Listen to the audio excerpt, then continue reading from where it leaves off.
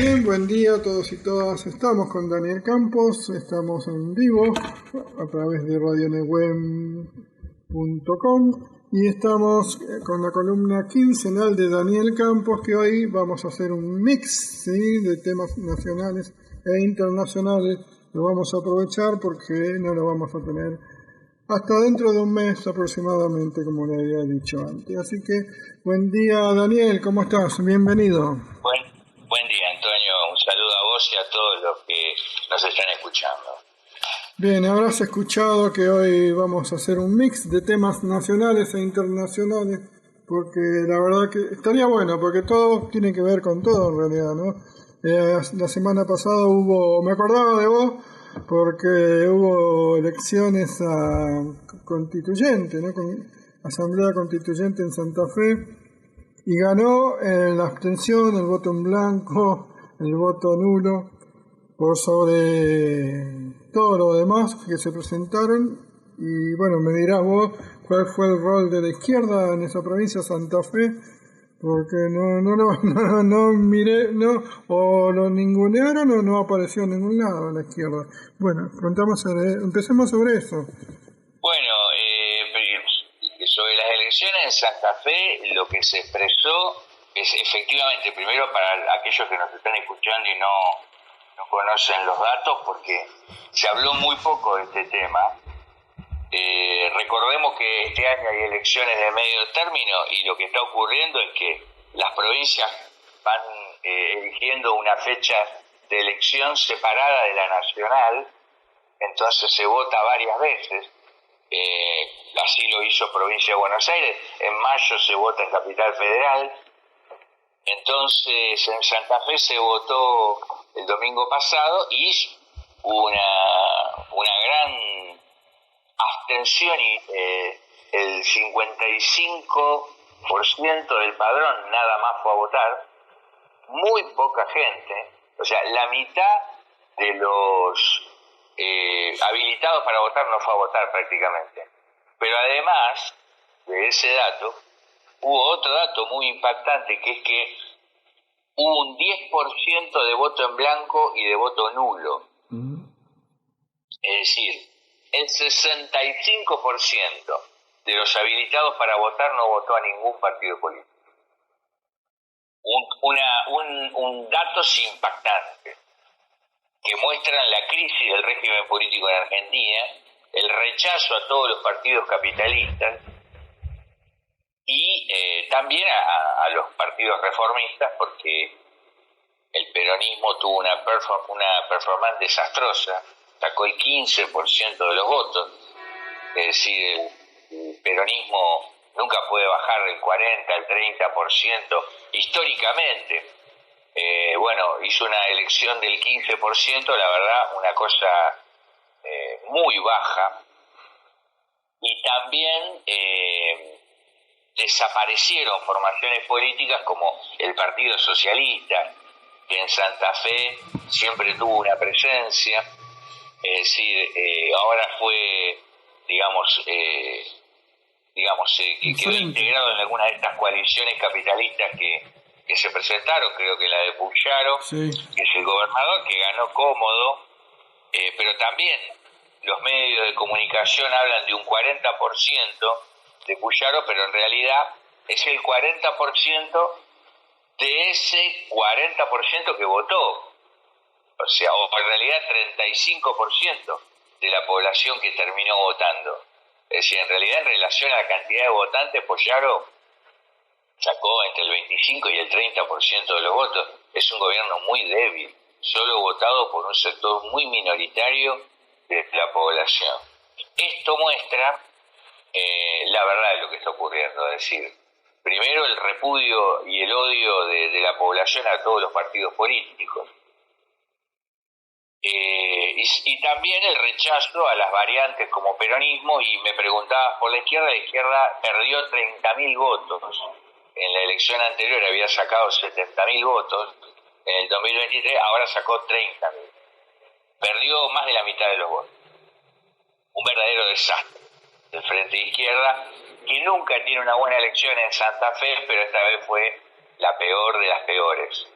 Entonces, realmente, todas las variantes políticas, el pueblo castigó masivamente a todos los partidos políticos y también a los grupos de izquierda que son reformistas, ¿no?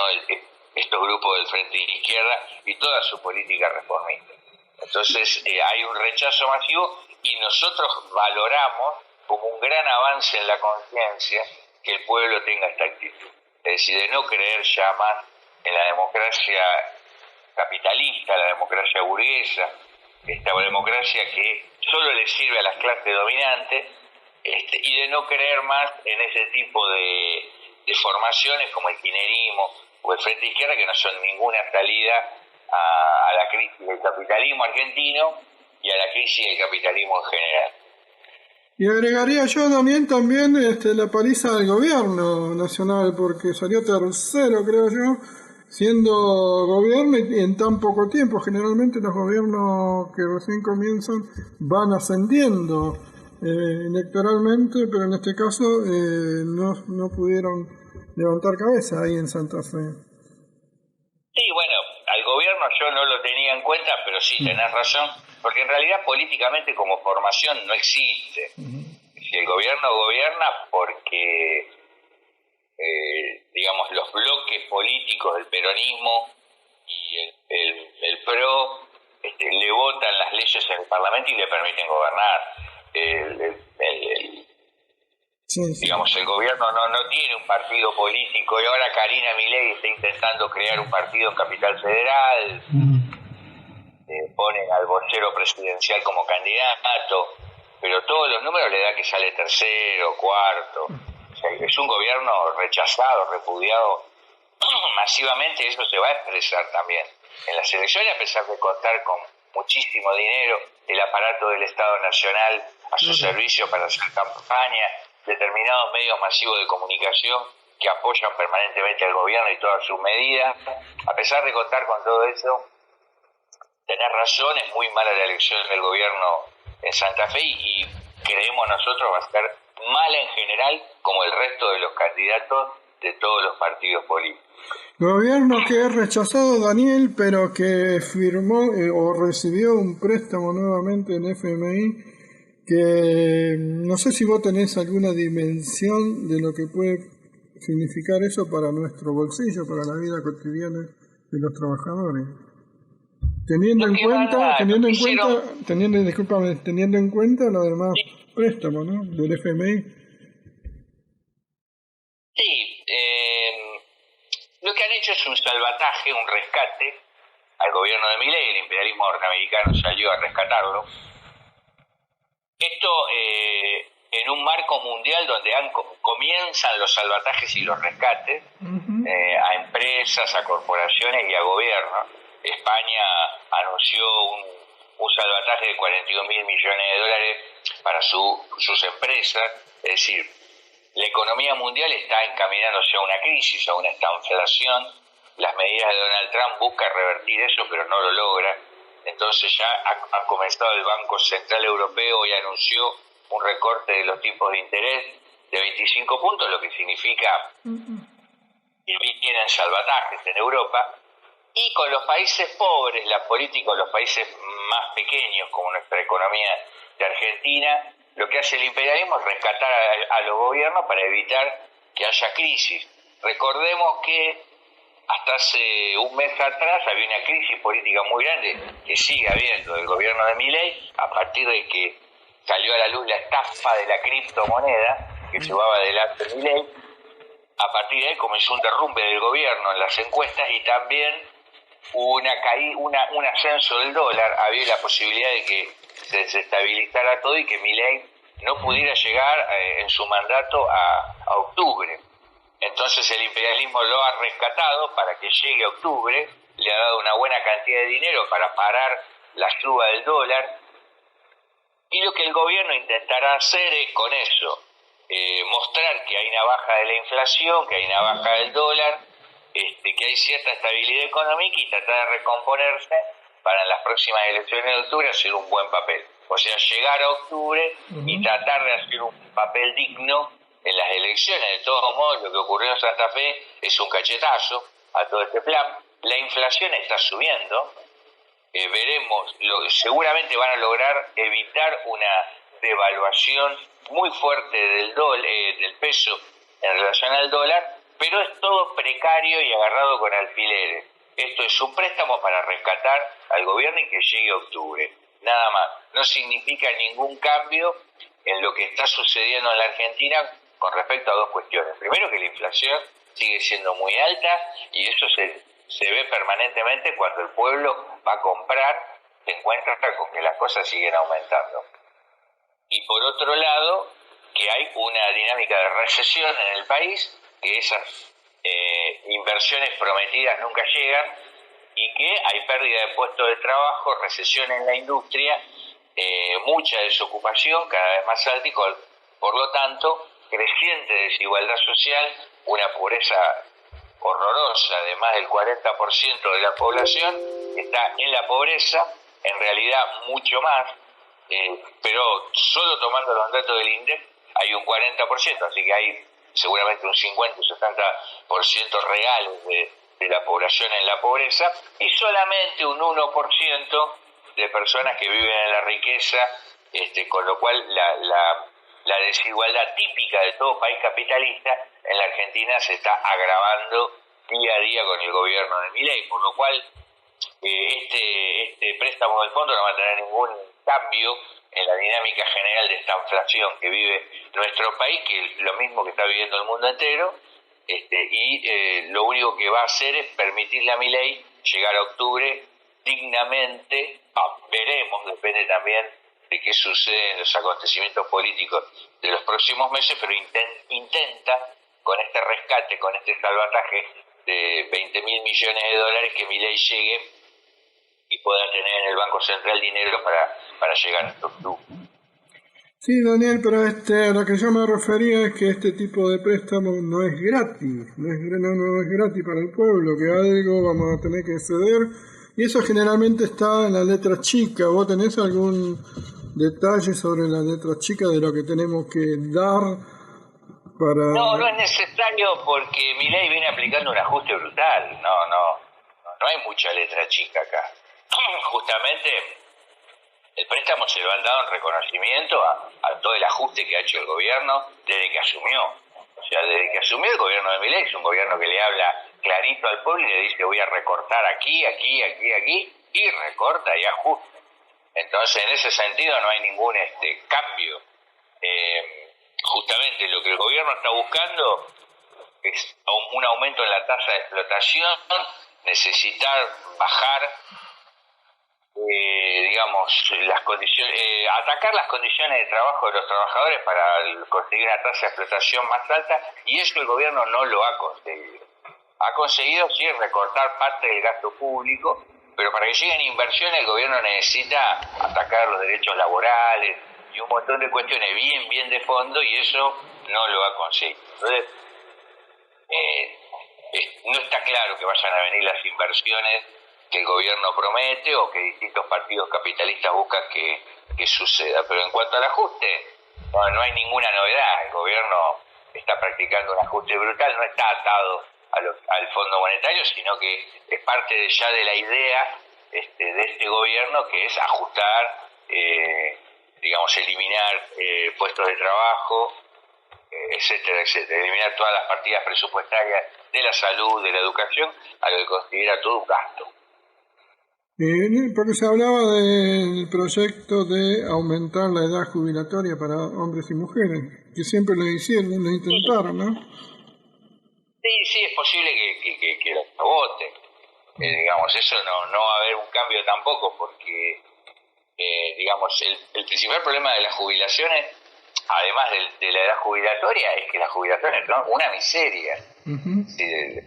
Y lo es hace ya bastante tiempo, lo era con el gobierno de Cristina y Alberto, y lo sigue siendo con el gobierno de Milei. Por lo tanto, ahí es donde se ve clarito que todo esto son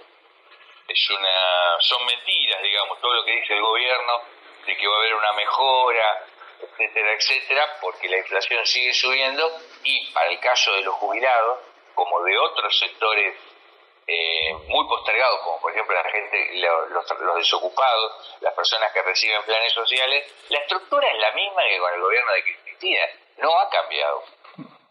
Se siguen repartiendo jubilaciones miserables para la población, planes sociales para aquellos que no tienen, para quienes están en la línea de pobreza por debajo y para aquellos que no tienen trabajo.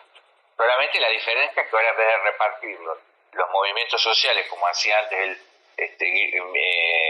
Grabois, Pérsico o el Polo Obrero, ahora lo reparte el propio gobierno. Ese es el único cambio, pero la estructura sigue siendo la misma, la de paliar la pobreza con limosnas, subsidios. No hay creación de trabajo, de trabajo, digamos, en blanco, con reconocimiento de cargas sociales, y no hay ninguna mejora de ningún tipo. Entonces, por eso te comentaba recién que lo que hay sí únicamente un plan de ajuste que está muy claro, que empezó el gobierno, y nada más que eso, digamos, y un salvataje ahora, un rescate para sostener el dólar. Bien, ahora vamos a brevemente, primero, a tocar el tema internacional, a ver si vos qué informaciones tenés, porque yo la última que tenía eran anuncios inclusive de que ya se dio la derrota de Ucrania ante Rusia, que ya se había dado. Y por otro lado, escucho denuncias del gobierno de Rusia y de los que apoyan al gobierno de Rusia, quejarse de que Ucrania no respeta el alto el fuego y que lo siguen bombardeando. ¿Cuáles son las noticias que vos tenés? No, en Ucrania sigue todo igual, no hay ningún cambio, o sea, no hay ninguna victoria de Rusia, o sea, todo eso es fantasía de los medios masivos de comunicación. Lo que hay es justamente, o sea, esto cambió, ¿no? Hasta hace unos meses atrás, las noticias que había todos los días en los medios, que Rusia, el ejército de Rusia avanza, el ejército de Putin avanza en el Donbass. Bueno, no es real eso. Al revés, lo que está ocurriendo es exactamente lo contrario. Se frenó el avance, empieza a haber derrotas de todas las ofensivas de Putin. Entonces, lo que está ocurriendo, que es igual que lo que está ocurriendo en Palestina, es que el ejército invasor lo que hace es bombardear desde lejos. Como ya las ofensivas terrestres no le sirven para nada, lo que está haciendo Putin es una serie de criminales ataques fascistas a ciudades matando civiles, digamos, ante la impotencia, que es lo mismo que está haciendo Netanyahu en Palestina. Ante el fracaso de la ofensiva por tierra, Israel tuvo que retirar todo su ejército de Gaza, lo que hace es bombardear con aviones por cielo, digamos, ¿no? En una muestra de que le tiene miedo al enfrentamiento cara a cara con la resistencia. Bueno, a Putin le pasa lo mismo, y cara a cara con Ucrania pierde el ejército de Putin. Entonces lo que hace es, lo que estamos viendo, los bombardeos todos los días, donde matan a niños, civiles, ucranianos, en Sumi, etcétera, una cosa cobarde, horrorosa, pero eso no está doblegando a Ucrania, por más que Donald Trump se ha colocado claramente del lado de Putin. Hay un acuerdo entre Putin y Donald Trump, o sea, el imperialismo está apoyando claramente a la invasión militar de Putin, y esto es una bofetada en el rostro de todos aquellos que decían que Putin estaba luchando contra la OTAN y contra Estados Unidos y que Putin era una elite del imperialismo. Se ha visto en los últimos meses que es todo mentira y que el imperialismo norteamericano está apoyando a Putin, como ha hecho siempre. Y las únicas veces que les han dado armas a Ucrania para simular que estaban, justamente como la causa de Ucrania es muy apoyada en los Estados Unidos, tiene mucho apoyo del pueblo, y en Europa ni hablar, entonces el gobierno simulaba que estaba apoyando a Ucrania cuando en realidad lo que estaba haciendo era apoyar a Putin, y sigue esta política que Donald Trump no tiene la hipocresía que tienen otros, actúa directamente y muestra cuál es la política clara. Ahora,